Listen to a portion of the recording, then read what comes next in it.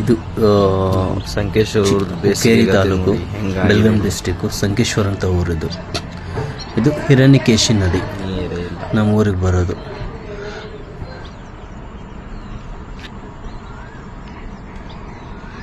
ಮಳೆಗಾಲ ಯಾವಾಗ ಬರ್ತದೆ ಅವಾಗೇ ನೀರು.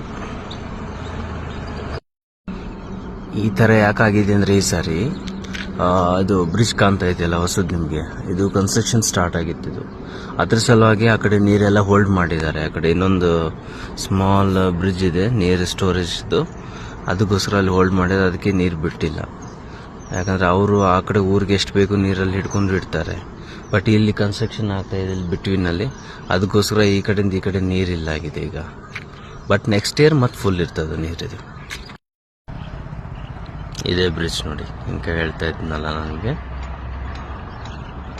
ಎಲ್ಲ ರಿಟೈನಿಂಗ್ ವಾಲ್ ಮಾಡ್ತಾ ಇದ್ದಾರೆ. ಯಾಕಂದರೆ ನೀರೆಲ್ಲ ಈಗೇನು ಆಲ್ರೆಡಿ ಕಾಂಕ್ರೀಟ್ ಆಗಿದೆಯಲ್ಲ ಆ ಲೆವೆಲ್ಗೆ ನೀರು ಬರುತ್ತೆ ಮಳೆಗಾಲದಲ್ಲಿ ನಮಗೆ, ನೋಡ್ಬೋದು ಇಲ್ಲಿ ನೀವು. ಅದಕ್ಕೋಸ್ಕರ ಇನ್ನೂ ಹೈಟ್ ಮಾಡ್ತಾ ಇದ್ದಾರೆ ಇದು.